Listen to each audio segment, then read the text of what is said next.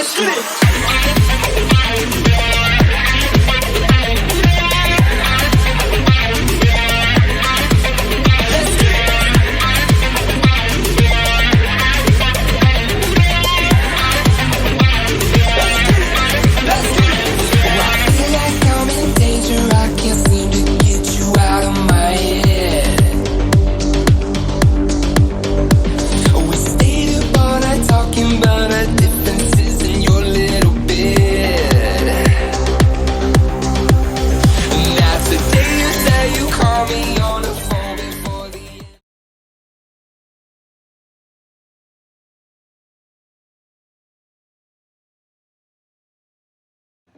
Hey guys, welcome back to the channel. It's Brian with DD214 Transport. Please like, subscribe, and hit the little bell for notifications.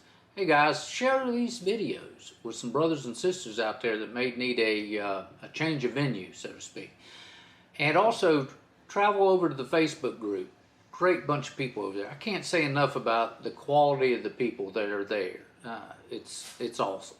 And so today I'm reaching out to talk about weight limitations, things that a non-CDL and a CDL hotshotter is going to have to be aware of.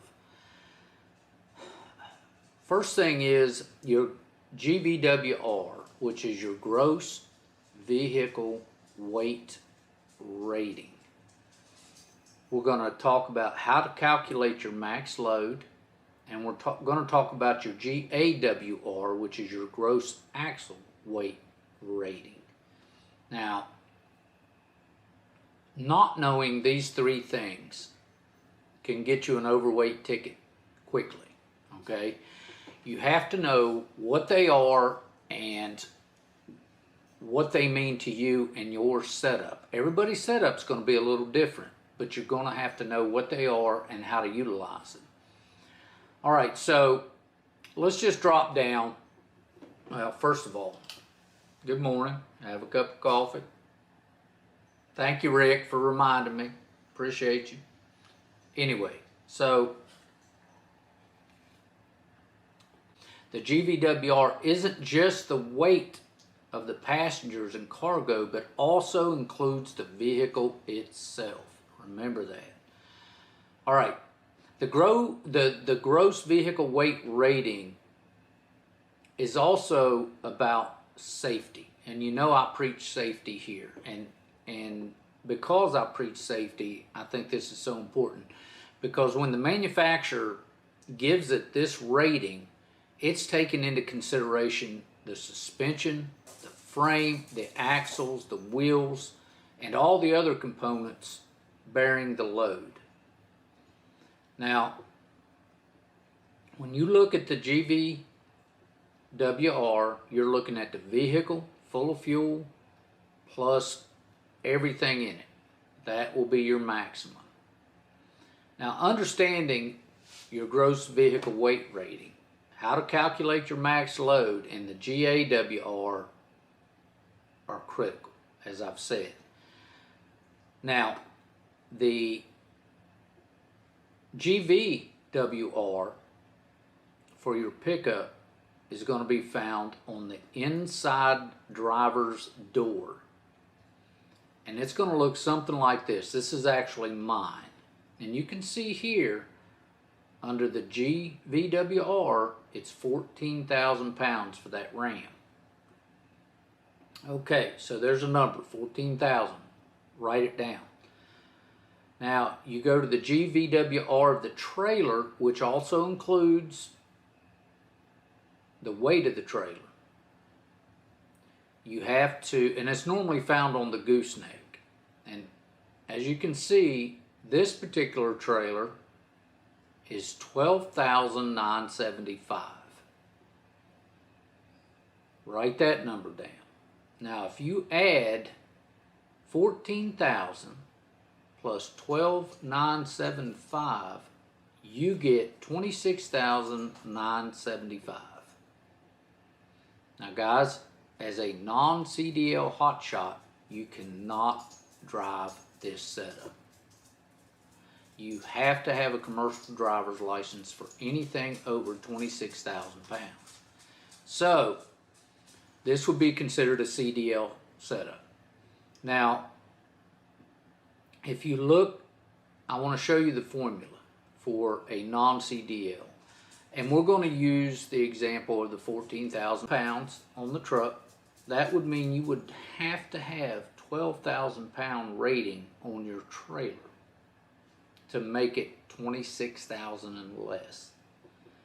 Now, I know there's a lot of people out there saying, well, how is that done? Well, listen, if you're a non-CDL and you're ordering a non-CDL trailer from from a manufacturer, you just make that part of the order that the tag will say 12,000 pounds or whatever poundage you need. If you are buying a trailer, all right, this is where it becomes important. If you're buying a used trailer, first thing you want to do is you want to call the manufacturer and ask them what their requirements are to derate this trailer. Derating only means lessening the amount that is on the sticker, okay? Lessening the posted GVWR to the amount that you need. So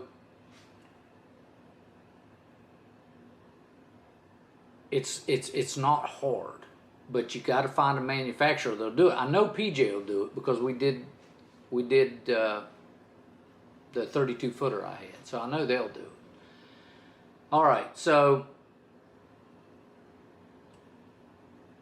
yeah, so you got to make sure you're 26,000 and less. Whatever your door tag says on your truck, you take 26,000 minus the door tag on your truck, and that's what your trailer's got to be rated for.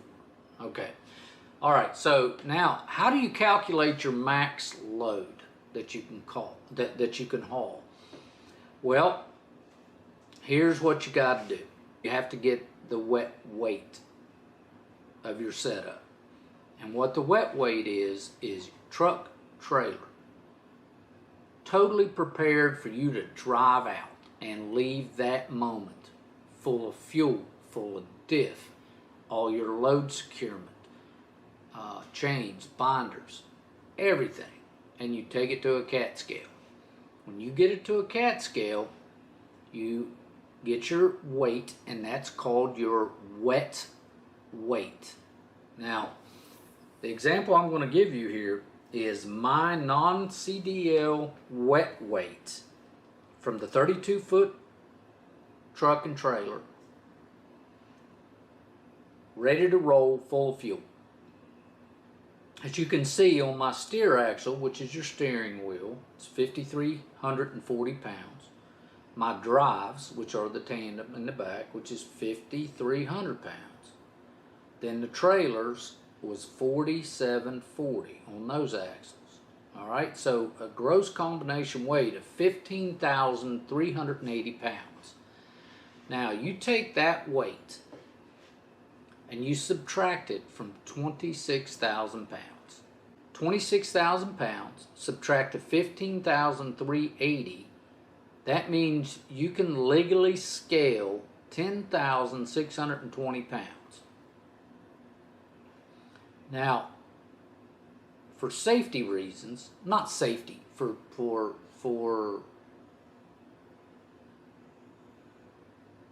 I'm at a loss of words, just to be on the safe side of things, I lower to the nearest 1,000.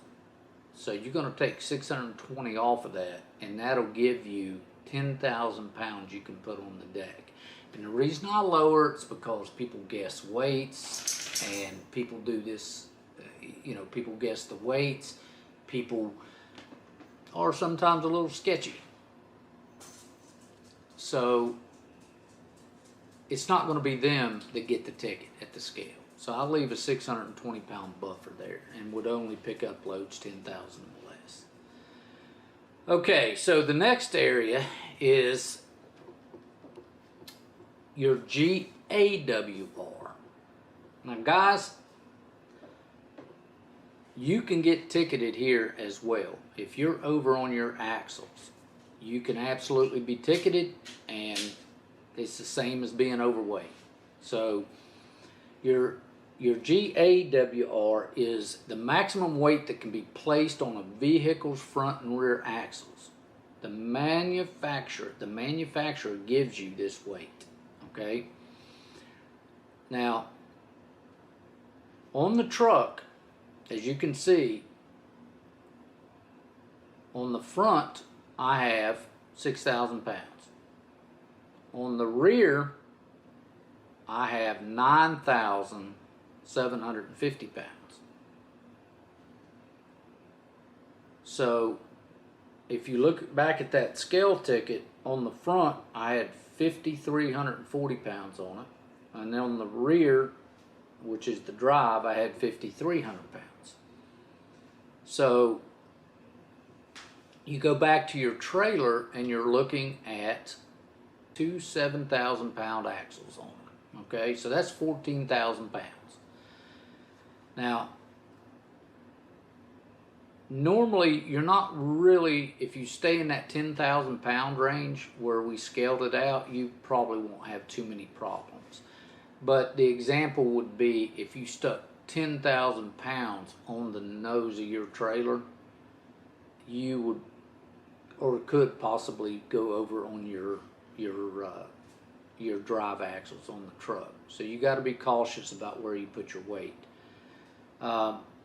So guys, that's pretty much it. I hope that this helps you out a little bit. Hopefully, I know that it took a while to get all this together and make it happen. But yeah, remember, there's nothing you're ever going to pick up, put down, or put on that trailer that's worth your life or anybody else's life.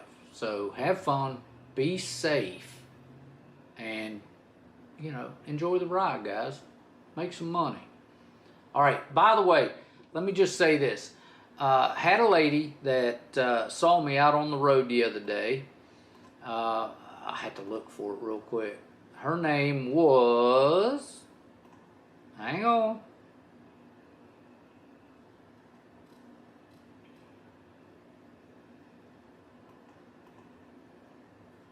Allison Belk Whitley. She took a picture of me out on the road, posted it on the Facebook channel. Guys, I love that kind of stuff. Thank you. And we're going to try to make a contest out of it. I got to figure out, probably going to be a coffee mug, a little better than my styrofoam cup, but you know, it'll be something like that. Thank you, Allison. We appreciate it. Guys, if you see me, reach out, say hello. If you need anything, reach out. We're here. If you need help getting started, I'll leave a link below to Miss Mary. Guys, enjoy life. It's short. Enjoy it. Thanks for watching. We'll see you next time. It's Bryan with DD214. Let's do it!